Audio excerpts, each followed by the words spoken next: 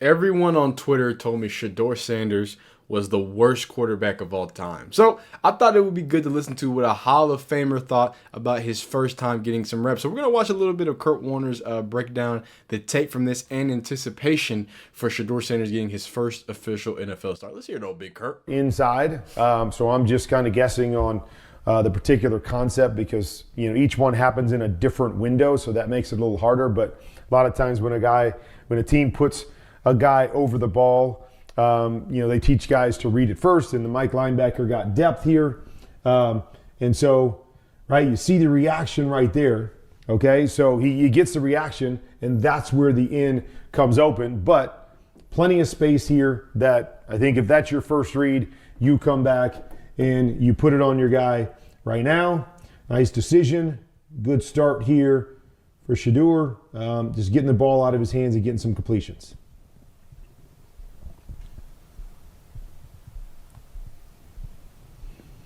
Okay, now tough situation here because, and I talk about it all the time. You guys hear me talk about it all the time. Having a pressure plan, okay, and it's not just on the quarterback. Quarterback is part of it, so they're going to bring this guy right here, and he's hot, okay? We don't have anybody to block him. So what is your plan as a quarterback, and what is your plan as a team, okay? So in this scheme, who do we have that we can throw it to hot?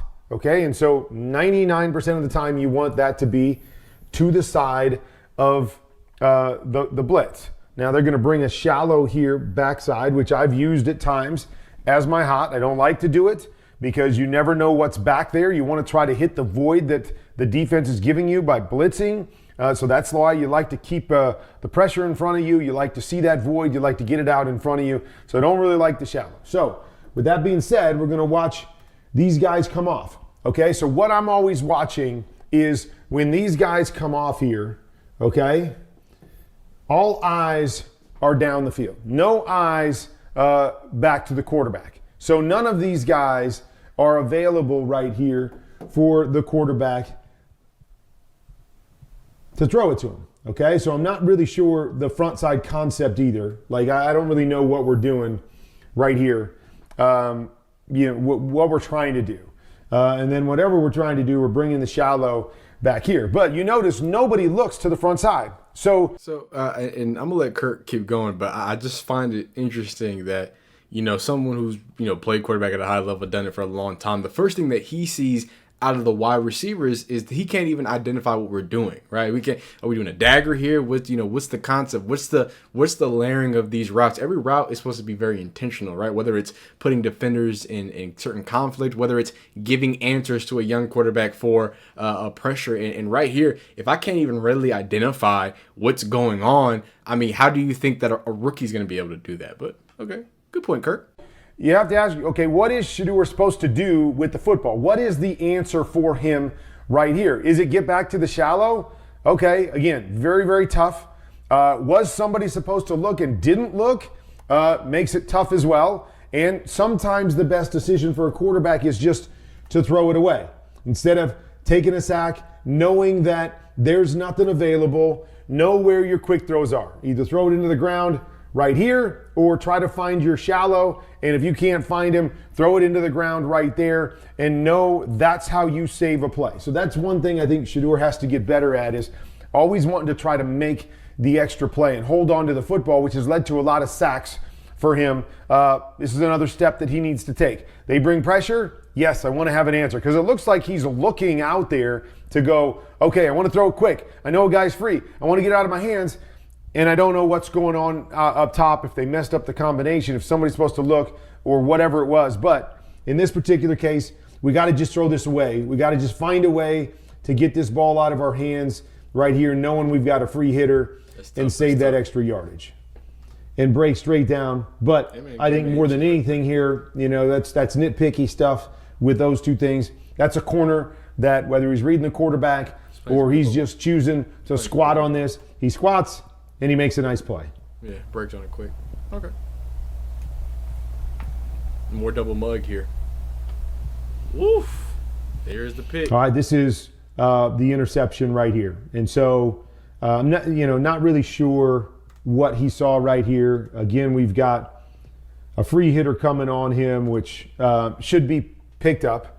I don't really think that affects too much. And it looks like we're going to run a bench route here, and then we've got the out route underneath it. With this guy sitting hard outside, and even with that receiver, those bench routes are always going to be tough. Going to be tough for that guy to throw him by and cross his face and to be able to throw it on time. Throw really should be underneath here to the out once he sees that leverage. He's trying to anticipate, thinking that I think his guy's going to cross his face. But again, that to me is all about leverage. And again, not just leverage, but also where the DB is. With the DB being even with the receiver, that's where you got to get off of this and you got to go underneath. If he's high and above the receiver, now we feel like there's a chance that he crosses his face and we can get this throw. Okay, so first interception, not a great decision in my opinion right there, just based off of the relationship. And again, we can talk about reps. This could be one of those, hey, I haven't seen it, didn't see how it played out a number of times in practice to know that guy in that relationship won't cross his face and get down to the next one, all of those different things. But at the end of the day, bad decision right there, based on that relationship, and leads to an interception. So, I want to skip forward just a little bit because I know, those are some of probably his worst plays, and I know Kirk gets a little deeper here. Let's see what Kirk's got for us here. Yikes. All right. So, tough right here. So, they're going to run, go, cross, okay, and then in. Okay, they're going to take the back, and he's going to the flat. Okay, so what this read really is going to be a top read, going to clear out hopefully with the go route, and then it's going to be a high-low read here. Getting back to this one, seldom happens. It happens every once in a while, but it seldom happens. It's really kind of a front side cross over to swing read. Okay, so as you come off this play fake, okay, the one thing that I would say, and again, a lot of these pure progression type reads, when you come back and look at Shedeur, it looks as if he looks right here. Okay, so just watch, because I'm always watching eyes. Okay, see how his eyes are more down the middle of the field right here. Now, I think his eyes get back to the other side. Okay, so what I would like to do is have him come out and eyes over here, make sure that guy's cleared out, and then get your eyes on this guy right here. Does this guy get depth? Does this guy match down to the back? And that will tell us a lot of what we're going to do right here. But regardless, he comes back and he's looking for the cross. Doesn't have the cross. It's covered really, really well. Yes, it's a spot. In this situation, you probably don't think you have the back. Now, this guy kind of green dogs because he sees the back chip. So he is going to cover him, and then he hits it because he thinks he's going to block. And so you're going to see the flat come open here, right there. And so it would be nice to say, okay, get it to your back here based on that initial read. The hard part, though, is this guy is moving to play man and cover the back. And, just before Kirk, keeps moving, what I'm saying? I want to make sure we all know what it is. A green dog, also known as a blitz and engage, depending on the particular defense terminology. The point of a green dog is to add an extra man late into the play when a man-to-man coverage blitz is called by the defense. A simple example of a green dog occurs when a linebacker is supposed to cover the running back in man-to-man when a blitz is called. If the running back stays to help pick up the blitz, the man in coverage then becomes an additional blitzer. That is a green dog. So just to make sure we all know what old Kirko is talking about. Go ahead. And that's why when you come here, you see man. So your only other real option would be to work to this in right here. Unless you can feel that guy blitzes and try to dump it off to your back. And so maybe he comes back to the in and there's a shot at it right there. But again, it's hard. You're not expecting that. You're expecting this to win against man, or you're expecting to get a high-low over here against zone. You're not expecting to get all the way back to that in. So as he comes back, again, he turns right here, and so as he turns right there, maybe you think, okay, you can work and get to your end. Maybe you're trying to work in that direction and there's a shot at it. But again, I'm not, taking this and going, oh, this is bad by Shedeur, because you just don't get there very often. You're thinking front side, front side, front side. You're trying to make a play front side. You don't think you have anything. Yeah, there's a chance to get back to that end. But this green dogger, I think, messes him up. He thinks he's going to cover the back, so his eyes are off of him, and he's looking for the crosser, and it's not there. And nice job there, just like we were talking about. Knowing where your check down is and just get rid of it and save the sack. Well done by him. So, and again, this is a Hall of Fame quarterback speaking of it. He said he did a good job. I think something that really stood out to me was that, a lot of people were talking about, hey, man, he's holding the ball too long, holding the ball too long, holding the ball too long. As the game progressed, you saw almost his clock start to speed up, right, with plays like this. And sadly, he had that intentional grounding, though, right?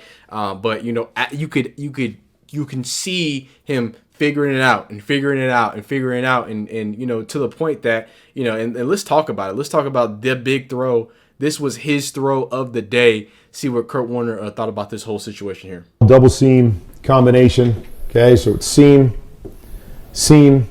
then you're going to run stops on the outside. Okay. Alrighty. Okay, coming back. Obviously the best throw of the night. Yeah. Really well done. We're going to come back and basically just run a two-man route. Ohio deep post legend. Here. Big in. We'll go over the ball. We'll go with the swing. Go with the flat over here. Okay, so you're peeking the free safety to the deep part of the field. He gets depth, as you would expect. Now this really becomes a high-low right here off of that defender with those. Now, I know what the definition of a high-low is, but just so we all are on the same page. And I do want to point out, I do know what a green dog is, and a green dogger as well. I just feel like I would mess it up if I wasn't reading it. I know also what a high-low is basically you're putting a defender in conflict, right? High and low, right? Basically making that defender or defenders pick their poison. But just so we know, this is an offensive passing concept that gives the quarterback two routes that cross above and below a defender's zone, close enough to stay in view, but vertically spaced enough, 12 to 15 yards, that the flat defender can't cover either by splitting the difference. The quarterback then throws whichever route the high-low defender covered. I say flat defender instead of cornerback because it's not always a cornerback who's in that zone, yada, yada, yada. Basically, I think one of the biggest examples of that was, honestly, on the Shedeur Sanders interception, right, where he had that he had that flag or corner, whatever you call it, or bench route, right? And then underneath you had a speed out, right? So that would be the high-low. You're pushing that defender to how are you going to drop to that? You're going to sink a little lower, or are you going to stay low right here and do it? And Shedeur obviously goes for the big ball over the top. And then down to your back right here. Nice job. See, he gets a flat-footed linebacker right here who starts to pull up. Great job, great throw, up over the top. Like his pocket presence right there, standing in the pocket, not drifting back, standing in heavy, delivers a great throw. Hey, man, delivers a great throw, staying to the pocket. I hope all the Twitter people, right? I hope all the Twitter coaches, before you get your opinions, I'd recommend you check in with some Hall of Famers. That's what I would agree. That's what I would do. If you're new to this channel, a lot of y'all are. This is my second channel. We're just gonna be doing reactions, but as you saw, I want to add a little something. I don't like just reacting to stuff, man. So if I see something, if I see some terminology, I can hopefully educate, refresh it up with my. Hey, if I see something historical, we're gonna be reacting to some videos that maybe talk about some throwback football, some special times in football, some overtime bad. So it's gonna be a bunch of reactions, but I want to add substance to it, right? So if we learn something new, if I can add some context, I will. I just appreciate y'all rocking and rolling with me. I mean, this is the second channel, so go ahead and like this video if you like it, dislike it if you don't, subscribe if you want daily reaction channel. Yeah, we're gonna go daily, might be more than daily. Let me know how y'all feel about this first video, what y'all want to see. Again, new channel, it's not just gonna be Shedeur, it's gonna be a little everything. I gotta start with Shedeur because I know what my audience wants, right? We're gonna slowly walk it out, and then we gonna see what it is. But y'all let me know. Appreciate y'all rocking with me. We'll see you next time, big.